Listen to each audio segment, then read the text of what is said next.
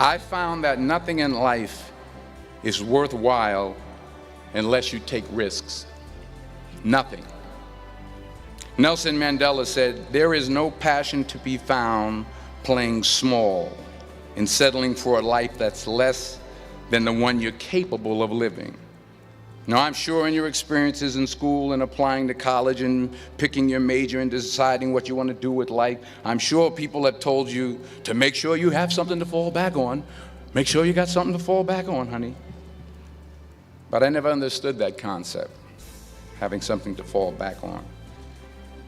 If I'm going to fall, I don't want to fall back on anything except my faith. I want to fall forward. I figure at least this way I'll see what I'm going to hit. Fall forward. This is what I mean. Reggie Jackson struck out 2,600 times in his career, the most in the history of baseball. But you don't hear about the strikeouts. People remember the home runs. Fall forward. Thomas Edison conducted 1,000 failed experiments. Did you know that? I didn't know that. Because the 1,001st was the light bulb. Fall forward. Every failed experiment is one step closer to success. You've got to take risks, and I'm sure you've probably heard that before, but I want to talk to you about why that's so important. I got 3 reasons, and then you can pick up your iPhones. First, you will fail at some point in your life. Accept it. You will lose. You will embarrass yourself. You will suck at something. There's no doubt about it. And I know that's probably not a traditional message for a graduation ceremony, but hey, I'm telling you, embrace it, because it's inevitable. And I should know. In the acting business, you fail all the time. Early on in my career, I auditioned for a part in a Broadway musical. Perfect role for me, I thought, except for the fact that I can't sing. So I'm in the wings, I'm about to go on stage, but the guy in front of me, he's singing like Pavarotti. He's just, and he's just going on and on and on, and I'm just shrinking, I'm getting smaller and smaller. So they say, "Oh, thank you very much, and you'll be hearing from us." So I come out with my little sheet music, and it was Just My Imagination by the Temptations. That's what I came up with. So I hand it to the accompanist, and she looks at it and looks at me and looks out at the director and was like, "All right." So I start, I'm going to sing. I'm like, "It's just my imagination. Once again, and then coming away with me." And I'm not saying anything, so I'm thinking I'm getting better. So I start getting into it. It was just my imagination. Running. They say, "Oh, yeah, thank you very much, Mr. Washington, thank you." So I assumed I didn't get the job. But the next part of the audition, he called me back. The next part of the audition is the acting part of the audition. No, I'm like, hey, okay, maybe I can't sing, but I know I can act. So they pair me with this guy, and again, I didn't know about musical theater. And musical theater is big, so they can reach everyone all the way in the back of the stadium. And I'm more from a realistic, naturalistic kind of acting where you actually talk to the person next to you. So I don't know what my line was. My line was, "Well, hand me the cup." And his line was, "Well, I will hand you the cup, my dear. The cup will be there to be handed to you." I said, "Oh, okay." "Well, should I give you the cup back?" "Oh, yes, you should give it back to me, because you know that is my cup and it should be given back to me." I didn't get the job. But here's the thing. I didn't quit. I didn't fall back. I walked out of there to prepare for the next audition, and the next audition, and the next audition. I prayed. I prayed, and I prayed. But I continued to fail and fail and fail. But it didn't matter, because you know what? There's an old saying, you hang around the barbershop long enough, sooner or later you're going to get a haircut. So you will catch a break, and I did catch a break. Last year, I did a play called Fences on Broadway. Someone talked about it. Won the Tony Award. And I didn't have to sing, by the way. But here's the kicker. It was at the Court Theater. It was at the same theater that I failed that first audition 30 years prior. The point is, and I'll pick up the pace, the point is, every graduate here today has the training and the talent to succeed. But do you have the guts to fail? Here's my second point about failure. If you don't fail, you're not even trying. I'll say it again. If you don't fail, you're not even trying. My wife told me this great expression. To get something you never had, you have to do something you never did. Les Brown's a motivational speaker. He made an analogy about this. He says, imagine you're on your deathbed, and standing around your deathbed are the ghosts representing your unfulfilled potential. The ghost of the ideas you never acted on. The ghost of the talents you didn't use. And they're standing around your bed, angry, disappointed, and upset. They say, we came to you because you could have brought us to life, they say. And now we have to go to the grave together. So I ask you today, how many ghosts are going to be around your bed when your time comes? You've invested a lot in your education, and people have invested in you. And let me tell you, the world needs your talents, man, does it ever. I just got back from Africa like 2 days ago, so if I'm rambling on, it's because I'm jet lagged. I just got back from South Africa. It's a beautiful country, but there are places there with terrible poverty that need help. And Africa is just the tip of the iceberg. The Middle East needs your help. Japan needs your help. Alabama needs your help. Tennessee needs your help. Louisiana needs your help. Philadelphia needs your help. The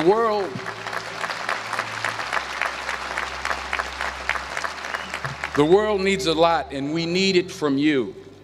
We really do. We need it from you young people. I mean, I'm not speaking for the rest of us up here, but I know I'm getting a little grayer. We need it from you, the young people, because remember this. So you got to get out there.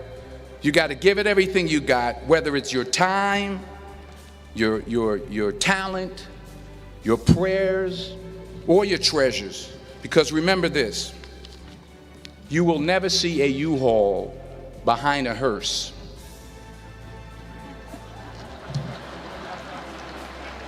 I'll say it again. You will never see a U-Haul behind a hearse. You can't take it with you. The Egyptians tried it, and all they got was robbed.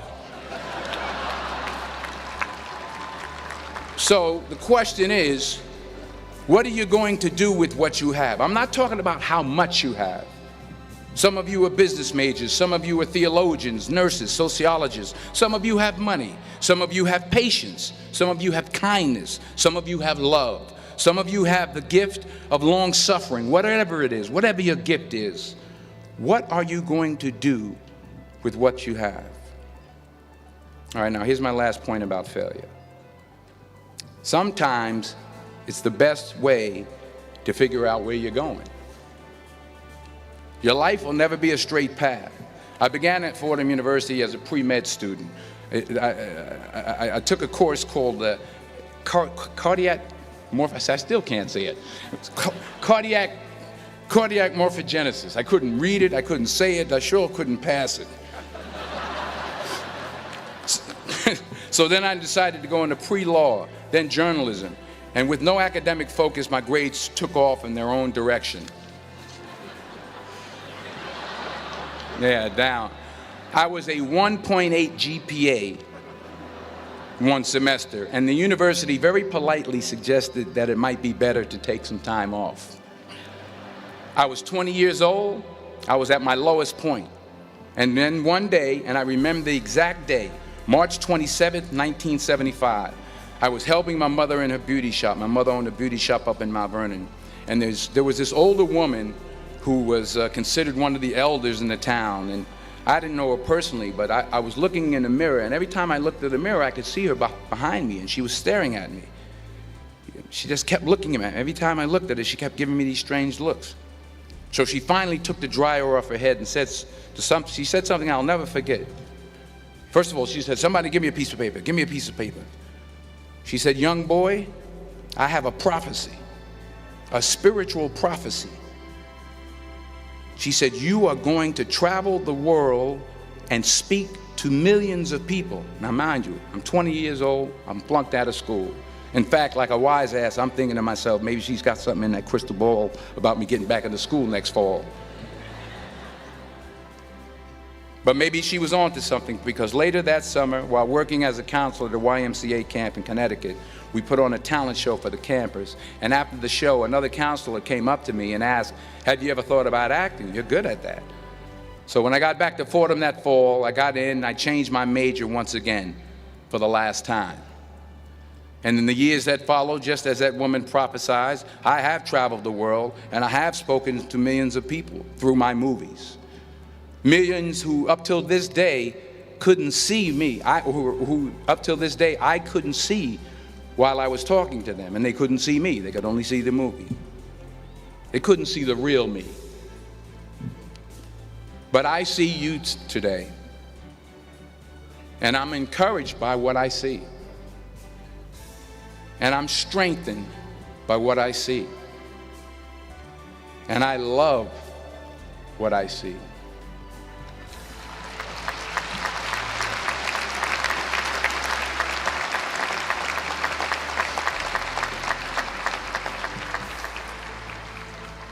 One more page, and I'll shut up. Let me conclude with this one final point, and actually the president kind of brought it up. It has to do with the movie Philadelphia. She stole my material. Many years ago, I did this movie called Philadelphia. We filmed some of the scenes right here on campus. Philadelphia came out in 1993. Most of you were probably still in diapers. Some of the professors too. But that cracked me up. But it was a good movie. Rent it on, Netflix. It's a good movie. Rent it. I get 23 cents every time you rent it. Please, rent it. True. Parents up there, rent it. Netflix, please. Tell your friends too. It's about a man played by Tom Hanks who's fired from his law firm because he has AIDS. He wants to sue the firm, but no one's willing to represent him until a homophobic ambulance chaser lawyer, played by yours truly, takes on the case. In a way, if you watch the movie, you'll see everything I'm talking about today. You'll see what I mean about taking risk or being willing to fail. Because taking risk is not just about going for a job. It's also about knowing what you know and what you don't know. It's about being open to people and to ideas. In the course of the film, the character I play begins to take small steps, small risks. He very, very, very slowly begins to overcome his fears. And I feel ultimately his heart becomes flooded with love. And I can't think of a better message as we send you off today. To not only take risks, but to be open to life, to accept new views, and to be open to new opinions, to be willing to speak at a commencement at one of the best universities in the country, even though you're scared stiff. While it may be frightening, it will also be rewarding. Because the chances you take, the people you meet, the people you love, the faith that you have, that's what's going to define you. So members of the class of 2011, this is your mission. When you leave the friendly confines of Philly, never be discouraged, never hold back, give everything you got. And when you fall throughout life, and maybe even tonight after a few many glasses of champagne, remember this: fall forward. Congratulations. I love you. God bless you. I respect you.